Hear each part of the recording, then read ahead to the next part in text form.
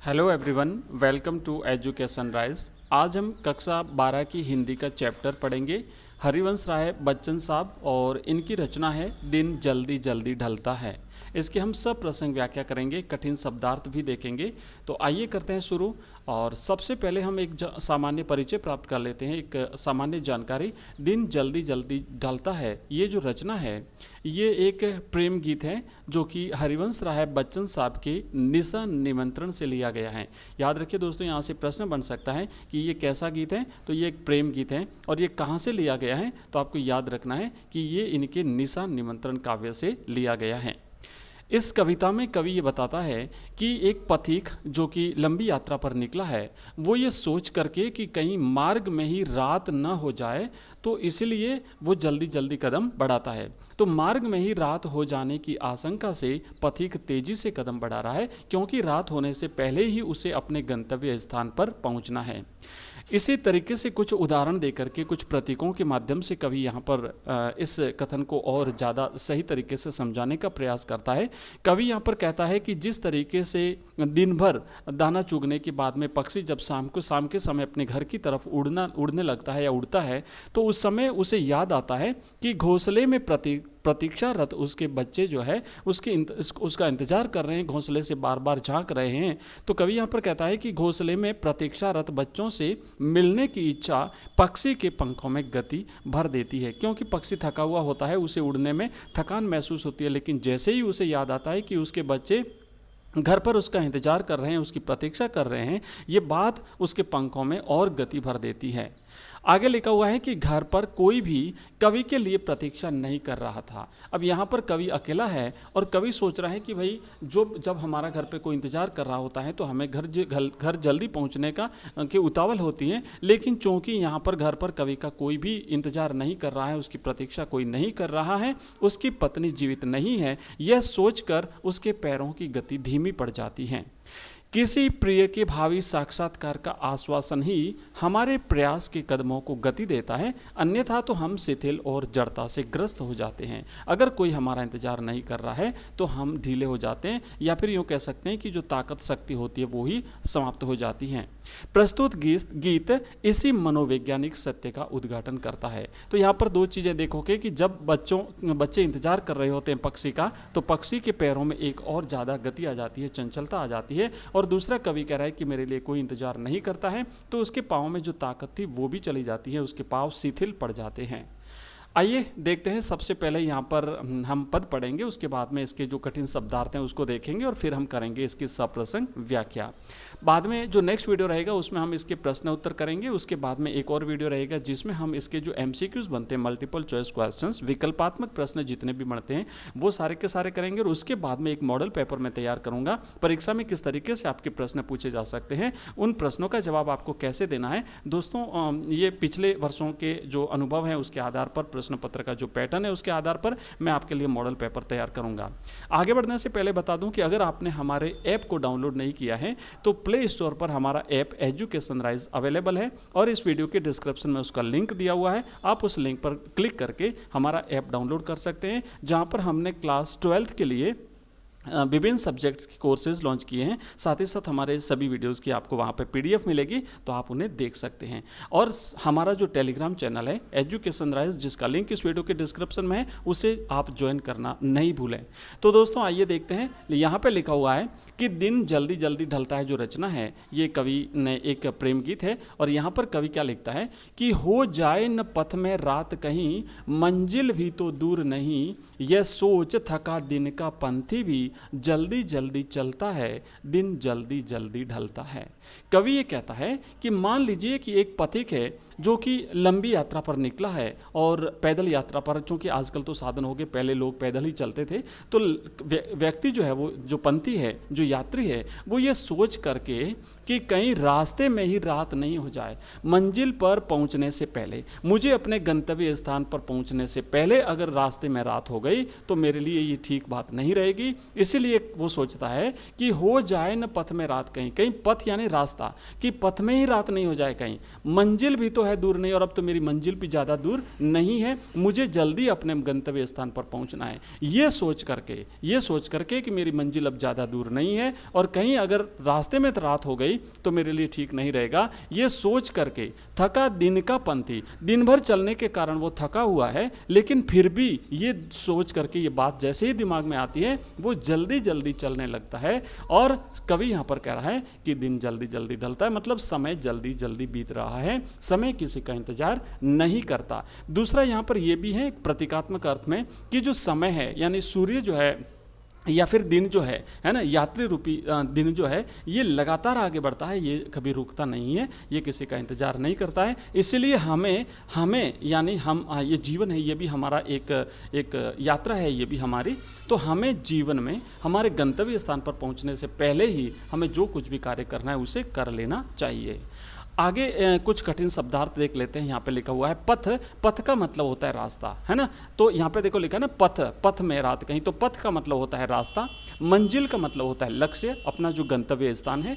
दिन का पंथी का मतलब होता है दिन रूपी यात्री, है ना। सूर्य जब सुबह उदय होता है उससे लेकर शाम तक कुछ समय होता है, दिन जो होता है वो दिन रूपी यात्री से कहा गया है। नीड़ का मतलब होता है घोंसले, नीड़ों से झांक रहे होंगे, मतलब घोंसलों से बच्चे झांक रहे होंगे। प्रत्याशा का मतलब होता है आशा।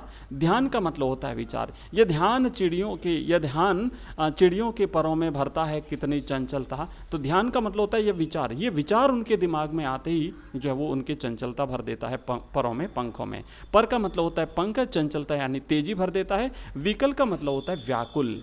हित का मतलब होता है भलाई या के लिए, है ना, भलाई। चंचल का मतलब होता है तेज चलने वाला। शिथिल का मतलब है ढीला या भारी, और पद का मतलब होता है पैर। उर यानी हृदय, और विहलता का मतलब होता है व्याकुलता। अच्छी तरह से इन्हें समझ लीजिए, देख लीजिए, और आपको इसकी पीडीएफ हमारे ऐप में मिलेगी, एजुकेशन राइज ऐप, जिसका लिंक इस वीडियो के डिस्क्रिप्शन में है। डाउनलोड कर लीजिए। हमारे सभी वीडियोज़ की पीडीएफ आपको हमारे ऐप में मिलेगी।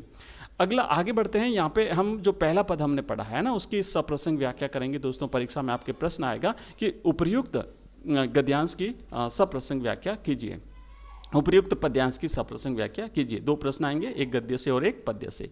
तो अगर पद्य से आपको आता है तो उसमें ये लिखना है कि सबसे पहले तो आपको लिखना है संदर्भ, है ना। इनके सबके अपने अलग अलग नंबर होते हैं।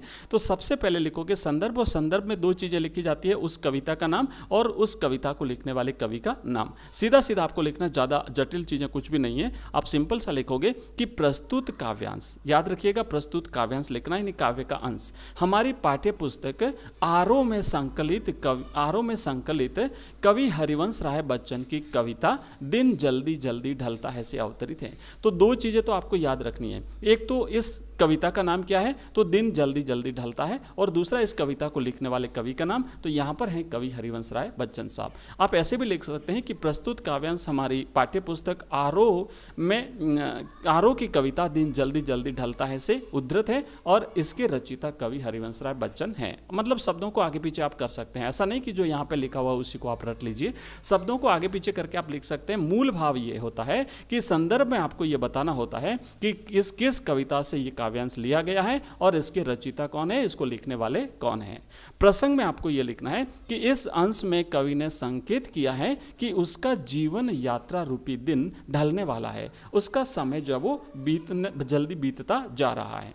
आगे आप लिखेंगे व्याख्या, और व्याख्या में आपको लिखना है कि कवि कहता है कि दिन रूपी यात्री यद्यपि चलते चलते थक गया है, किंतु वह यह सोचकर जल्दी जल्दी कदम उठा रहा है कि कहीं रास्ते में ही रात ना हो जाए। तो इस भाव के साथ कि रास्ते में रात हो गई तो मेरे लिए ठीक नहीं रहेगा, तो ये सोच करके वो जल्दी जल्दी अपने कदम बढ़ाता है अपने गंतव्य स्थान पर पहुंचने के लिए, और उसका गंतव्य अब अधिक दूर नहीं है, परंतु उसे ऐसा लग रहा है कि दिन जल्दी जल्दी ही ढलने वाला है। विशेष में आपको पॉइंट लगा करके यहाँ पे 1 2 3 ऐसे पॉइंट लगा के लिखना है कि कवि को भय सता रहा है कि रास्ते में ही रात हो जाए और वह मंजिल तक न पहुँच पाए, तो ये उसके लिए अच्छी बात नहीं रहेगी। और पॉइंट 2 में लिखना है कि इसमें मानवीकरण और पुनरुक्ति प्रकाश अलंकारों का प्रयोग हुआ है। मानवीकरण तो क्या है कि जैसे दिन जल्दी जल्दी ढल रहा है, तो ये मतलब दिन जो है दिन को एक उसमें मानवीय भावों का आरोपण किया गया है। तो ये मानवीकरण अलंकार हो गया। और जल्दी जल्दी जो शब्द है इसमें पुनरुक्ति प्रकाश अलंकार है। अगला पद है, यहाँ पे लिखा हुआ है कि बच्चे प्रत्याशा में होंगे, नीड़ों से झांक रहे होंगे, ये ध्यान परों में चिड़ियों के भरता कितनी चंचलता है, दिन जल्दी जल्दी ढलता है। अब कवि आगे एक उदाहरण दे रहा है कि जो चिड़िया होती है, जो चिड़िया जो दाना चुगने के लिए सुबह घर से अपने घोंसले से बाहर निकले थे, शाम के समय वो अपने घर की तरफ, अपने घोंसले की तरफ रवाना होते हैं, तो थके हुए होते हैं और उनके पंख जो है वो थकान की वजह से थोड़ा कम जो है उड़ान भरते हैं। लेकिन जैसे ही उन्हें ये ध्यान आता है कि उनके बच्चे उनके अपने अपने घोंसलों में अपने माता पिता की प्रतीक्षा कर रहे होंगे और वो नीड़ों से झांक रहे होंगे, नीड़ों का मतलब होता है घोंसले, तो घोंसलों से वो बाहर निकल करके देख रहे होंगे कि मेरे मम्मी पापा आते होंगे। ये ध्यान जैसे ही चिड़ियों के दिमाग में आता है, ये ध्यान यानी ये विचार, चिड़ियों के परों में भरता कितनी चंचलता है, यानी परों में चिड़ियों के पंखों में, परों का मतलब होता है पंखों में, चंचलता भर देता है, तेजी भर देता है और ज़्यादा शक्ति भर देता है, दिन जल्दी जल्दी ढलता है। तो इसमें आपको लिखना है कि प्रस्तुत काव्यांश हमारी पाठ्य पुस्तक आरोह में संकलित कवि हरिवंश राय बच्चन की कविता दिन जल्दी जल्दी ढलता है से उद्धृत है। इस अंश में कवि कहता है कि अपने बच्चों परिवारजनों से मिलने की उत्कंठा उसकी चलने की गति बढ़ा रही है। व्याख्या में आप लिखेंगे कि कवि कहता है कि आकाश में उड़ने वाला पक्षी जब यह सोचता है कि घोंसले में बैठे बच्चे उसके लौटने की प्रतीक्षा कर रहे होंगे और आतुरतापूर्वक घोंसले से झांक रहे होंगे, तो उसके पंख तेज गति से उड़ने लगते हैं, तेज गति करने लगते हैं और यह जल्दी जल्दी अपने घोंसले की ओर उड़ने लगता है। अपने प्रियजनों से मिलने की आतुरता उसके कदमों में तेजी ला देती है। तो किसी से मिलने की जो उत्कंठा होती है, जो आकांक्षा होती है, जो मन में भाव होता है, वो और ज़्यादा गति हमें प्रदान करता है। विशेष में आप लिखेंगे कि पथिक को घर पहुंचने की जल्दी है और वह अपने प्रियजनों से मिलने के लिए व्याकुल है। और कवि की ममता और प्रेम भावना का वर्णन यहाँ पर हुआ है और भाषा सरल, प्रभावपूर्ण और दृश्य बिंब से युक्त है। नेक्स्ट जो तीसरा पद है, अंतिम पद है, उसमें कवि ये कहता है कि मुझसे मिलने को कौन विकल, मैं हूँ किसके हित चंचल, यह प्रश्न शिथिल करता पद को, भरता उर में विहलता है, दिन जल्दी जल्दी ढलता है। दोस्तों एक एक लाइन से प्रश्न बन सकता है, इसलिए आपको एक एक चीज़ ध्यान में रखनी है कि यहाँ पे देखें ना, शिथिल करता पद को, ये प्रश्न जैसे ही उसके दिमाग में आता है तो उसके पद यानी पावों को शिथिल करता है यानी ढीला कर देता है। और भरता उर में विहलता है, उर में क्या भरता है, प्रश्न बनेगा कि उर में, कवि के उर में क्या भरता है, ये भाव, ये प्रश्न क्या भरता है, विहलता या फिर इस तरीके से चंचलता है ना, अलग अलग ऑप्शन आएंगे, तो आपको ध्यान रखना है उर में विहलता भरता है। आइए देखते हैं, इसका लिखा हुआ यहाँ पे कि प्रस्तुत काव्य हमारी पाठ्य पुस्तक आरोह में संकलित कवि हरिवंश राय बच्चन की कविता दिन जल्दी जल्दी ढलता है से अवतरित है। प्रसंग में लिखोगे आप कि इस पद्यांश में कवि अपनी प्रियतमा को याद करके व्याकुल और उद्विग्न हो रहा है। व्याख्या में लिखना है कि कवि कहता है कि घर पर उसकी प्रतीक्षा करने वाला कोई नहीं है। यहाँ पे देखिए, मुझसे मिलने को कौन विकल, मुझसे मिलने के लिए, विकल यानी व्याकुल, मुझसे मिलने के लिए कोई भी व्याकुल नहीं है, तो मैं हूँ किसके हित चंचल, इसलिए मुझ में घर पहुँचने की उतावल नहीं है, कोई भी उससे मिलने को व्याकुल नहीं है। उसकी पत्नी का देहावसान हो चुका था, हरिवंश राय बच्चन साहब की पहली पत्नी का देहावसान हो चुका था और उस समय कवि निराश था, कवि के मन में ये भाव थे, इसलिए कवि ये कविता लिख रहा है।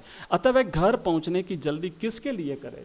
आगे लिखा हुआ है कि यह विचार मन में आते ही उसके कदम ठिठकने लगते हैं, उसका मन व्याकुलता से भर उठता है और घर जल्दी पहुंचने की उसकी इच्छा पर विराम लग जाता है। उसे लगता है कि उसके जीवन का दिन भी जल्दी जल्दी ढल रहा है। कवि, अब विशेष में आप लिखेंगे कि कवि के लिए घर पर आतुरतापूर्वक प्रतीक्षा करने वाला अब नहीं है, यह सोचकर कवि ठिठक जाता है। ठिठकना मतलब रुकना, रुकना मतलब पांव ढीले पड़ जाना। भाषा इस काव्य की सरल, सरस, प्रवाहपूर्ण और साहित्यिक खड़ी बोली है और इस कविता में अनुप्रास और प्रश्न अलंकारों का प्रयोग हुआ है ना। मतलब मैं हूँ किसके हित चंचल, तो यहाँ पर ये प्रश्न अलंकार है। मुझसे मिलने को कौन व्याकुल, तो ये प्रश्न भरा है, प्रश्नवाचक है, मतलब इसमें प्रश्न अलंकार का प्रयोग हुआ है। और ये इस तरीके से तो हमने इसमें क्या किया कि हमने जो व्याख्या है उसकी सप्रसंग व्याख्या हमने करी है, और आगे आने वाले वीडियोस में हम इसके करेंगे प्रश्न उत्तर। मैं आशा करता हूँ आपको अच्छी तरह से समझ में आ गया होगा। और दोस्तों इसी तरीके से हम हिंदी साहित्य, हिंदी अनिवार्य, इंग्लिश कंपलसरी 12th क्लास के लिए, हिस्ट्री, पॉलिटिकल साइंस और ज्योग्राफी, इतने सब्जेक्ट करने वाले हैं। अगर आपको हमारा वीडियो पसंद आया तो चैनल को सब्सक्राइब करिए, अपने मित्रों के साथ इसे शेयर करिए, और दोस्तों शाम को 8 बजे होती है हमारी लाइव क्लास, उसे ज्वाइन करना बिल्कुल भी ना भूलिए। धन्यवाद।